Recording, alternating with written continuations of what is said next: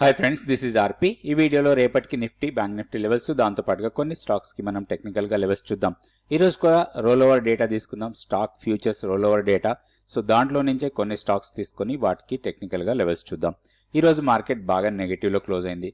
మనం నిఫ్టీ చూస్తే 360 points minus లో క్లోజ్ అయింది.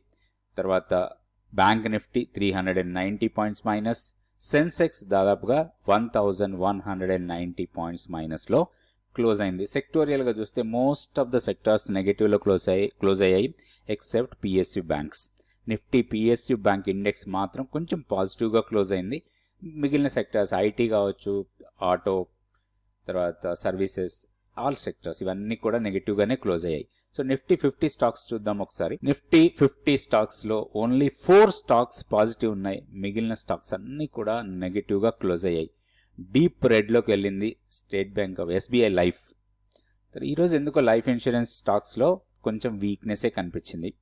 ఎస్బీఐ లైఫ్ బాగా డౌన్ అయింది, దాదాపు 5% డౌన్. తర్వాత Infosys, M&M, HDFC life, Bajaj finance, Adani ports, ఎస్ఎల్ tech Mahindra, Titan, Eicher motor, Apollo hospital, TCS ఇవన్నీ కూడా నెగటివ్ లోనే క్లోజ్ అయ్యాయి. మనం టెక్నికల్ లెవెల్స్ చూద్దాం. నిఫ్టీకి మనం నిన్న అనుకున్న లెవెల్స్ మారిపోయాయి ఇప్పుడు.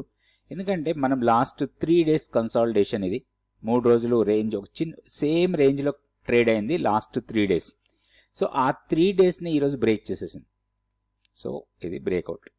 ఎప్పుడైతే ఈ బ్రేక్ చేసిందో మనం లోయర్ టైం ఫ్రేమ్లో ఈ బ్రేక్ డౌన్ క్యాండిల్ని మనం గమనిస్తే షార్ప్ ఉంది. సో అది అక్కడి నుంచి షార్ప్ ఫాల్స్ ఎక్కువైందని అనుకోవచ్చు.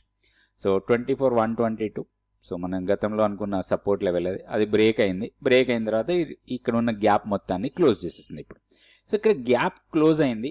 గ్యాప్ క్లోజ్ అయిన తర్వాత వచ్చిన క్యాండిల్ ఏదైతే ఉందో క్లోజింగ్లో వచ్చిన క్యాండిల్ అది సో బైరిష్గా కనపడుతుంది. ఇప్పుడు మన కీ లెవెల్లో మార్పు వచ్చింది. మనం గతంలో 24,040 మన కీ లెవెల్ అనుకున్నాం, దానికన్నా కింద క్లోజ్ అయింది కాబట్టి ఇప్పుడు మనం 24,370 మన కీ లెవెల్లో ఉంటుంది. అంటే ఈ రేంజ్ హై. ఈ రేంజ్ హైని బ్రేక్ చేస్తేనే మనం ఒక పాజిటివ్ బయాస్తో ట్రేడ్ చేయొచ్చు, అదర్వైజ్ నెగటివ్ బయాస్తోనే ట్రేడ్ చేసుకోవచ్చు. ఇప్పుడు ఈ 122కి పెద్దగా వ్యాలిడిటీ ఏం లేదు. సో ఇప్పుడు మనకి ఉన్న సపోర్ట్ లెవెల్ 23,914, ఈరోజు క్లోజింగ్ 23,700, దాని తర్వాత 23,647 ఆర్ 650. ఈ 647, 650 లెవెల్ ఏదైతే ఉందో ఇది 200 డే సింపుల్ మూవింగ్ యావరేజ్. ఇంతకు ముందు కూడా సింపుల్ మూవింగ్ యావరేజ్ని బ్రేక్ చేసి మళ్ళీ దాని పైన క్లోజ్ అయింది. కొంచెం పాజిటివ్ అనుకున్నాం, కానీ ఇది సస్టైన్ అవుతుందా లేదా అనేది మనకి నెక్స్ట్ 1 or 2 సెషన్స్లో తెలుస్తుంది.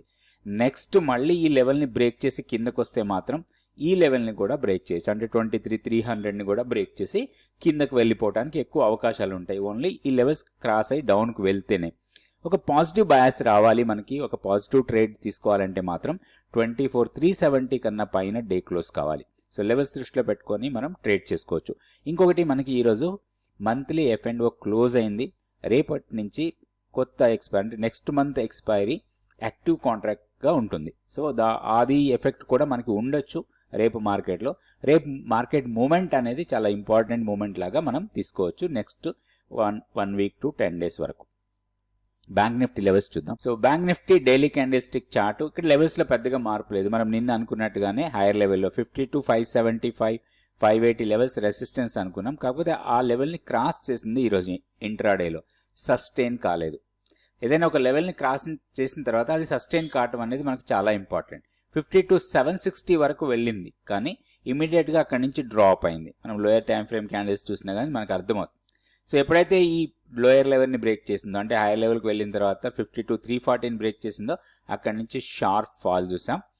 బ్యాంక్ నిఫ్టీలో 51,900 దగ్గర క్లోజ్ అయింది. అయితే కీ లెవెల్లో ఎలాంటి మార్పు లేదు. 51,280 మన కీ లెవెల్. సో ఈ లెవెల్ బ్రేక్ అయితేనే బేరిష్నెస్ రావచ్చు, అదర్వైజ్ కొంత కన్సాలిడేట్ అయ్యే అవకాశాలు ఎక్కువ కనబడుతున్నాయి బ్యాంక్ నిఫ్టీలో కూడా. అయితే మనం ఒక పాజిటివ్ బయాస్ కావాలంటే మాత్రం 52,580 కన్నా పైన డే క్లోజ్ కావాలి. ఆ క్లోజ్ అయిన క్యాండిల్ ఏదైతే ఉందో అది బుల్లిష్ క్యాండిల్ అయి ఉండాలి. సో అలాంటి సందర్భాల్లో మాత్రమే మనం ఒక లాంగ్ ఎంట్రీ కోసం ప్లాన్ చేయొచ్చు బ్యాంక్ నిఫ్టీలో. ఇప్పుడు మనం స్టాక్ ఫ్యూచర్స్లో రోల్ ఓవర్ డేటా తీసుకొని దాంట్లోంచి కొన్ని స్టాక్స్కి మనం టెక్నికల్ లెవెల్స్ చూద్దాం. సో ఇది stock futures role over data. ఇందులో ఐడియా 425% రోల్ ఓవర్, కానీ దీన్ని మనం నెగ్లెక్ట్ చేద్దాం, ఐడియా జోలికి వెళ్ళొద్దు. సో పిఈఎల్, తర్వాత IDFC first bank, granules, Deepak nitrate, Chola finance, SBI card, M&M finance, Dalmia Bharat, metropolis అన్నిట్లో కూడా హైయెస్ట్ రోల్ ఓవర్ జరుగుతూ ఉంది. ఇందులో నుంచే మనం ఒక 2 స్టాక్స్ తీసుకుందాం. ఈ 2 కూడా ఇక్కడి నుంచి తీసుకుందాం. గ్రాన్యూల్స్ ఒకటి తీసుకుందాం, దాని తర్వాత దీపక్ నైట్రేట్.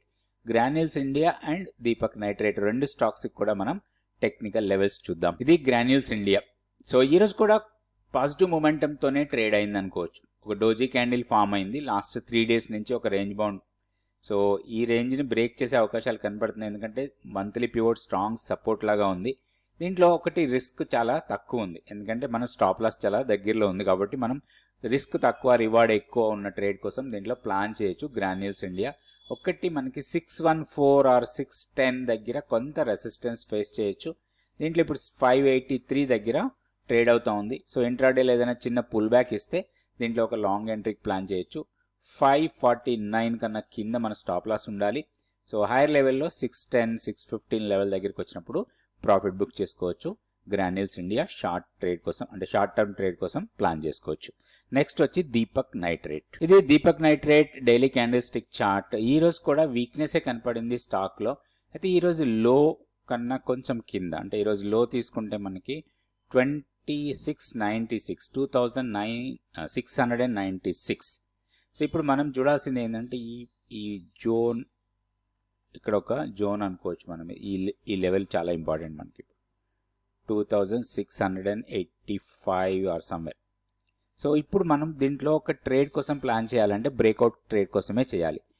మంత్లీ పివోట్ కన్నా పైన డే క్లోజ్ అయితే మాత్రం లాంగ్ ఎంట్రీకి ప్లాన్ చేయొచ్చు, లేదా 2687 కన్నా కిందకు వచ్చి బేరిష్గా ట్రేడ్ అవుతుంటే, బేరిష్ క్యాండిల్స్ ఫామ్ అవుతుంటే మాత్రం దీంట్లో ఒక షార్ట్ ఎంట్రీ కోసం ప్లాన్ చేయొచ్చు.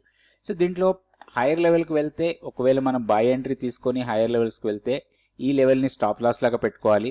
మనం షార్ట్ ఎంట్రీ తీసుకుంటే 2752ని స్టాప్ లాస్ లాగా పెట్టుకోవాలి.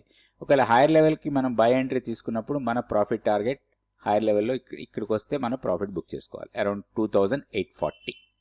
అదే డౌన్ సైడ్ వన్స్ ఇది బ్రేక్ అయితే మాత్రం చాలా డౌన్ సైడ్ వెళ్ళటానికి ఎక్కువ అవకాశాలు ఉన్నాయి. రాబోయే రోజుల్లో పొజిషనల్గా 2500 లెవెల్ని టెస్ట్ చేయొచ్చు, ఎందుకంటే వీక్లీ పివోట్ లెవెల్ మారిపోతుంది నెక్స్ట్ మండేకి.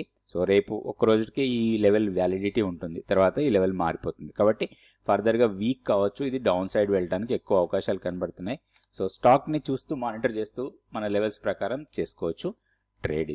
ఇది దీపక్ నైట్రేట్. రేపు వీడియోలో మళ్ళీ 2 stocks, Nifty, bank Nifty levels చూద్దాం. Thank you so much for watching this video.